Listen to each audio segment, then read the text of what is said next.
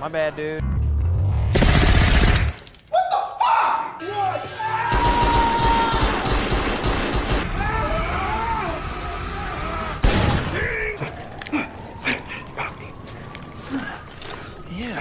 Iya.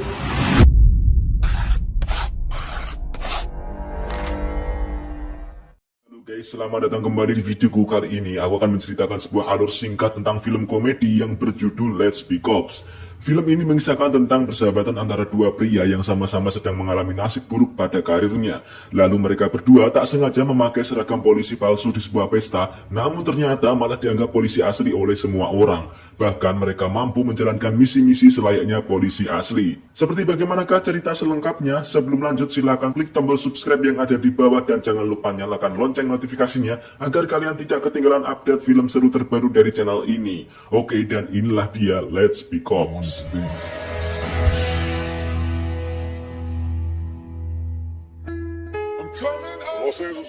Diawali dengan latar di kota Los Angeles, Amerika Serikat, lalu terlihat dua orang pria yang sedang bersantai menikmati malamnya di sebuah kafe. Kita sebut saja mereka adalah Justin Miller, seorang programmer video games, dan Ryan O'Malley, mantan pemain rugby profesional yang sekarang kini menjadi pengangguran. Ya, seperti yang mempunyai channel ini. Di situ mereka berdua menggibah dan membicarakan seorang pegawai kafe itu yang bernama Josie yang sangat cantik dan seksi. Tampaknya si Justin ini memiliki rasa suka kepada wanita itu, tetapi ia masih belum punya nyali untuk mendekatinya. Just go talk to her, you pussy. Lalu saat Ryan dan Justin hendak pulang menaiki mobil bututnya itu, tak sengaja ia menyerempet mobil jeep mahal yang melintas di sebelahnya. Lalu beberapa penumpang mobil jeep itu keluar yang ternyata mereka adalah kelompok gangster yang menguasai wilayah itu. Mereka dipimpin oleh pria berwajah garang dan sangar yang bernama Mosi. Ryan dan Justin yang sempat beradu mulut dengan mereka pun akhirnya mengalah dan membiarkan Mosi dan anak buahnya itu untuk pergi. Hey! Oh, whoa! Hey, give her place, man! Singkat cerita, saat Justin berada di kantor dan sedang presentasi tentang game baru buatannya, tampaknya ia tidak dihargai oleh rekan-rekannya dan gamenya dianggap tidak menarik. I can just show you guys the game. Cops are actually really cool. No, they're not. Shut up. Begitupun dengan Ryan, saat ia melatih bocil-bocil akamsi alias anak kampung sini untuk bermain rugby, ia tidak dihargai dan bahkan tidak disukai oleh anak asuhnya. Shut up, Joey. Hey, don't tell him to shut up! Come on, we're at it. Ron? Shut up! Why don't you shut up, Ron? Saat mereka berdua berada di apartemennya, mereka sedang memikirkan tentang kostum pesta yang akan mereka gunakan di acara nanti malam. Ya, mereka memilih menggunakan kostum polisi daripada menggunakan kostum dedemit. Lalu di malam harinya, saat mereka sampai di tempat pesta, mereka tampaknya merasa salah kostum. Yang ternyata acara itu adalah sebuah pesta bertemakan pesta topeng. You idiot. Why am I an idiot? It's a party. It's a masquerade party. That's the same thing. Di dalam pesta itu bukannya kesenangan yang Ryan dan Justin dapatkan, tetapi malah rasa minder karena teman-temannya memiliki karir yang lebih sukses sehingga mereka dikucilkan di dalam pesta itu. Kemudian Ryan dan Justin memilih pulang lebih awal dari pesta itu dan mereka berniat ingin kembali ke kampung halamannya di kota Ohio karena mereka merasa seperti sampah masyarakat ketika berada di kota Los Angeles. Namun saat berjalan kaki di perjalanan pulang, mereka tampak diperhatikan oleh orang-orang pedestrian karena mereka kagum dengan kostum polisi yang Ryan dan Justin kenakan itu. Ryan dan Justin dianggap polisi asli. Mereka berdua pun terkejut dan yang terjadi adalah... Freeze! You guys over there, freeze! Justin, you've got to try it. Please, freeze! Oh! My bad, dude. Ya, kebahagiaan baru telah mereka temukan. Kini mereka merasa seperti polisi asli. Bahkan polisi lainnya pun tidak merasa curiga dan menganggap mereka berdua juga polisi asli.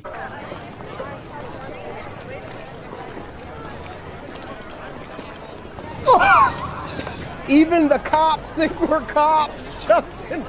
Lalu saat melintas di jalan, Ryan dan Justin tak sengaja melihat ada anak buah Mosi yang berada di salah satu kafe bernama Georgie. Ya, kafe itu tempat Josie bekerja.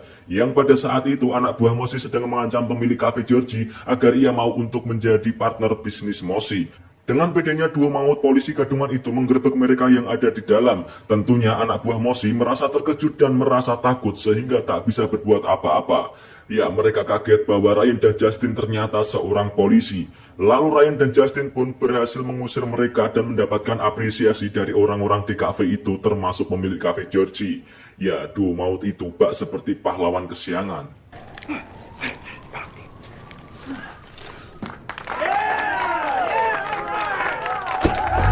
Atas kejadian di malam itu membuat mereka berdua merasa berhasil dan bangga. Kini Ryan semakin niat untuk mendalami peran-peran dari kepolisian, mulai dari menghafalkan kode isyarat penting hingga membeli atribut-atribut polisi.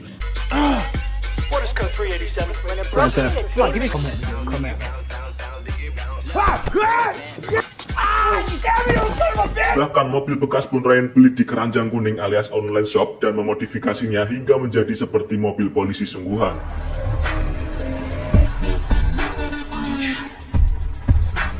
Begitupun dengan Justin yang semakin muak dengan pekerjaannya di dalam kantor, akhirnya ikut beraksi dengan Ryan sebagai polisi-polisian.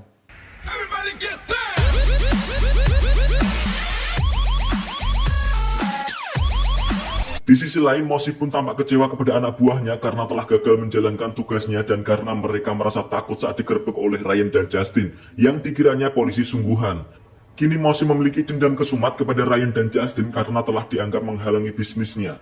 Kemudian Mosi memerintahkan anak buahnya untuk mencari tahu informasi tentang Ryan dan Justin. Now find me those cops.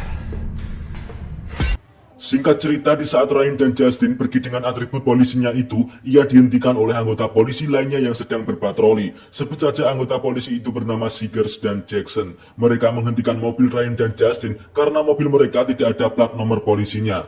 Tetapi Seegers tiba-tiba kaget ketika melihat tanda pangkat yang berada di lengan Ryan. Ryan menggunakan pangkat sersan palsu yang membuat Seegers merasa segan. Lalu di saat mereka berempat mengobrol, tiba-tiba ada security alarm yang berbunyi dari sebuah toko di belakang mereka.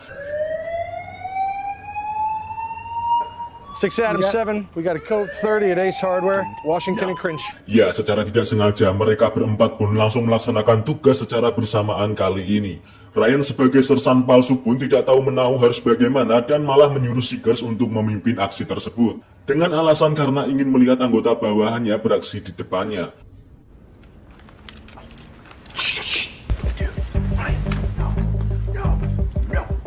Bukannya berhasil menangkap penjahat itu, tetapi Ryan dan Justin malah adu bacot di depan penjahatnya. Padahal si doi ini udah siap-siap buat berduel melawan duo polisi maut itu. Malah ditambah bingung toh, bukannya ditangkap tapi malah dikasih kabur gratisan. Hada.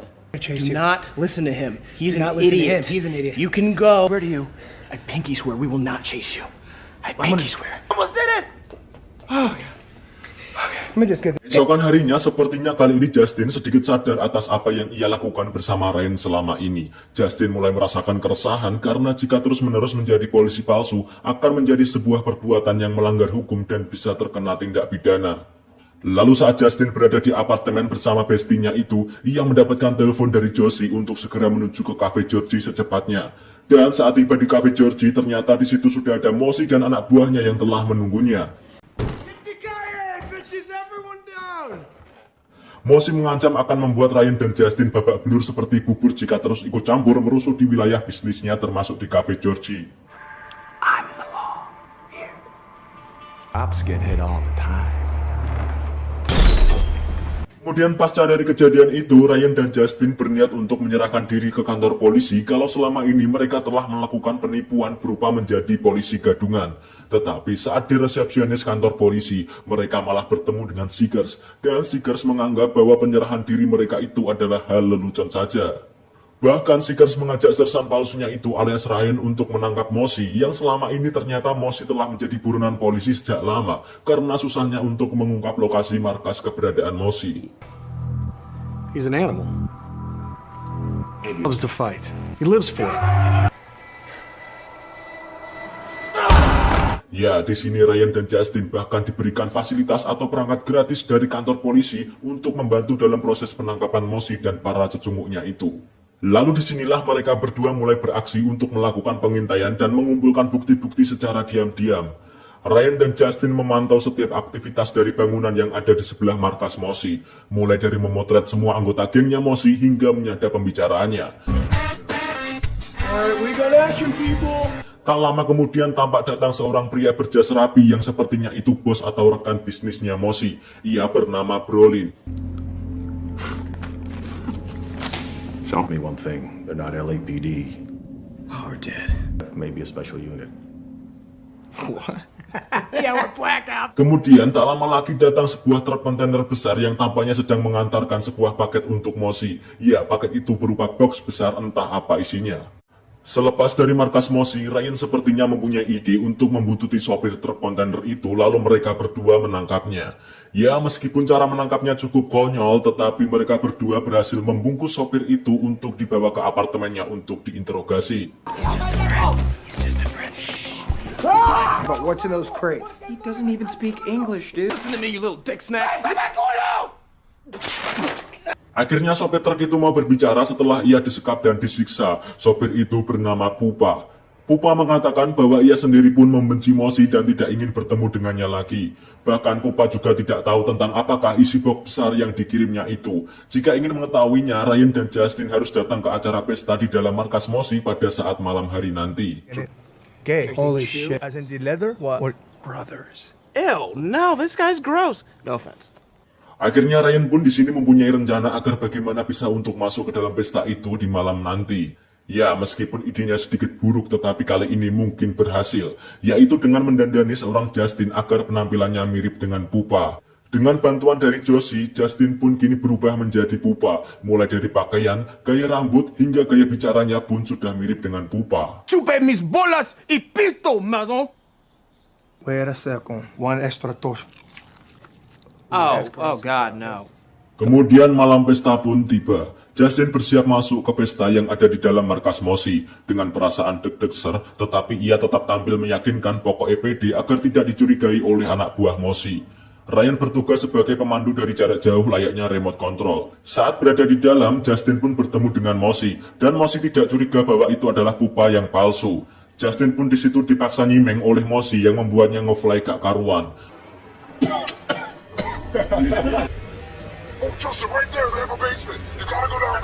Akhirnya Justin pun bisa lolos dan menuju ke ruangan belakang dan bertemu dengan Ryan. Ketika di ruangan belakang itu, mereka berdua melihat seperti ada sebuah pintu ajaib Doraemon, maksudnya pintu rahasia, dan ketika masuk, mereka melewati sebuah lorong bawah tanah seperti di bunker bencana alam. Dan di dalam lorong itu tampak ada sebuah ruangan yang mencurigakan. Ketika dibuka, ternyata ruangan itu adalah sebuah gudang penyimpanan senjata ilegal. Ya, ternyata isi box besar yang dikirimkan oleh Pupa melalui truk kontainer itu adalah berisikan senjata-senjata ilegal. Saat kembali dari ruangan itu, Justin kepergok basah oleh anak buah Mosi dan diseret masuk ke dalam arena tarung untuk berduel. Dengan sedikit efek ngefly akibat nyimeng dari jenis shabu-shabu yang kuat tadi, tanpa disangka, Pupa palsu alias Justin itu pun dengan mudah mengalahkan pria besar yang menjadi lawannya. Dan mendapatkan apresiasi dari Mosi. Wah, mantap cuy. Keesokan harinya, Ryan berhasil mengumpulkan bukti-bukti tentang identitas Mosi dan para cecunguknya itu. Dan apakah kalian masih ingat dengan lorong yang berada di bawah tanah di markas Mosi kemarin itu?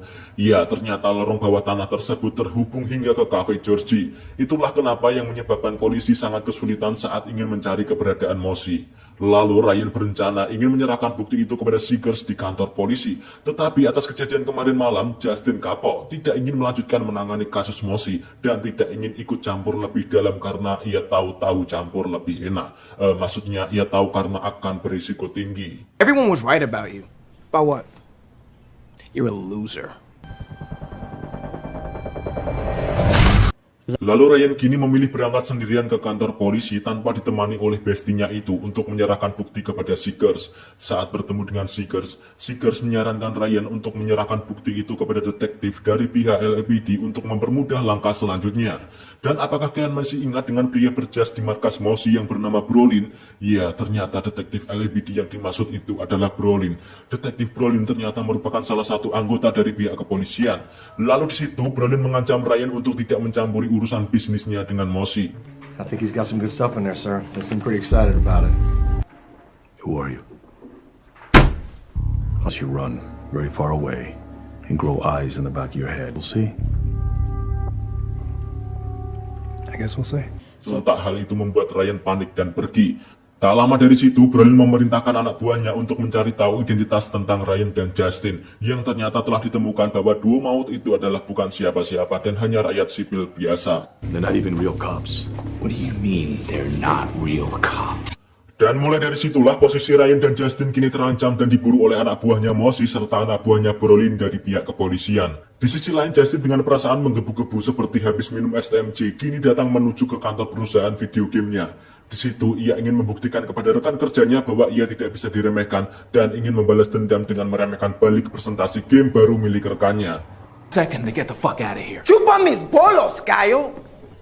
Lalu di situ juga Justin ingin memperkenalkan tentang game barunya. Di sini Justin mempresentasikan game barunya tanpa ilustrasi di layar proyektor. Lalu tiba-tiba, You're gonna show us this realistic violence.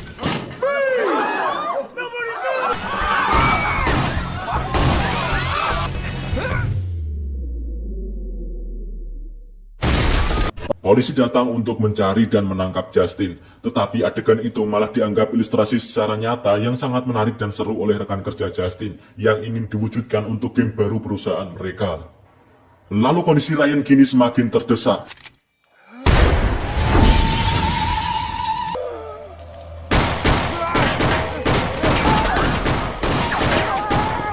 Tak lama kemudian ia terciduk oleh anak buah Mosi dan dibawa ke markasnya. Karena tidak punya pulsa, Mosi pun menghubungi Justin menggunakan ponsel milik Ryan. Mosi mengancam Justin agar Justin bisa menyelamatkan bestinya yang telah disandera itu. Karena panik, Justin pun juga meminta tolong kepada Seekers untuk datang ke lokasi markas Mosi dengan membawa anggotanya untuk menyelamatkannya nanti. He's got him in an underground tunnel beneath Tirana, Mossy's club. Singkat cerita, saat Ryan disekap, ia diancam oleh Mosi dan Brolin. Namun tiba-tiba Seekers datang seorang diri ke markas Mosi untuk memeriksa keadaan yang ada di dalam. Setelah mengetahui bahwa ada anggota polisi yang masuk ke markasnya, Mosi pun merasa geram kepada Brolin karena omongannya tak bisa dipercaya. Ya, namanya juga laki-laki. Lalu Ryan pun juga mempengaruhi Mosi bahwa Brolin sebenarnya mempunyai niat buruk kepada Mosi. Dan yang terjadi adalah... No, please.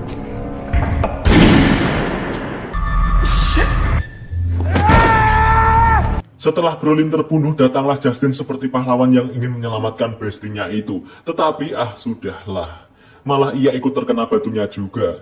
Namun saat kondisi mereka berdua terancam, tibalah Seekers yang datang dan melepaskan tembakan ke beberapa anak buah Mosi yang tak sadar akan kedatangan Seekers. 6 out of 7, shots fired! Seekers pun geram terhadap Ryan dan Justin. Ia memerintahkan keduanya untuk meninggalkan tempat tersebut. Tetapi karena merasa kasihan kepada Seekers yang sedang menghadapi geng Mosi sendirian, akhirnya Ryan pun memiliki rasa tanggung jawab untuk membantunya. Lalu duo maut itu pun menuju ke gudang penyimpanan senjata untuk mengambil beberapa senjata dan amunisi untuk membantu Seekers melawan Mosi.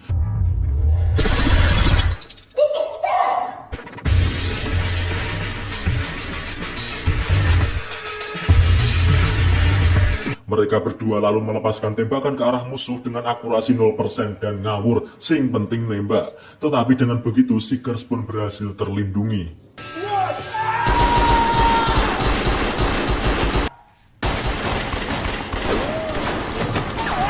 Namun saat amunisi mereka habis, kini justru posisi Ryan dan Justin berbalik terdesak. Mereka justru masuk ke sebuah ruangan, di mana ruangan itu merupakan gudang penyimpanan uang dan tidak ada pintu keluar lain selain pintu di mana mereka masuk. Mosi yang datang dengan gagah pun ingin membunuh mereka berdua.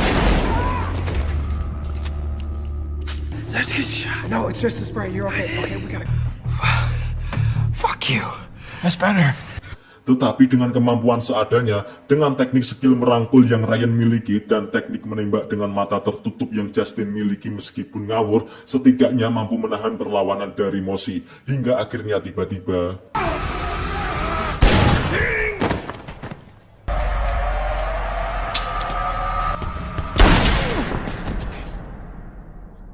Ya, pahlawan sesungguhnya pun datang. Seekers bersama anggotanya datang untuk melumpuhkan Mosi. Karena merasa terbantu, Seekers pun mengakui Ryan dan Justin sebagai salah satu anggotanya.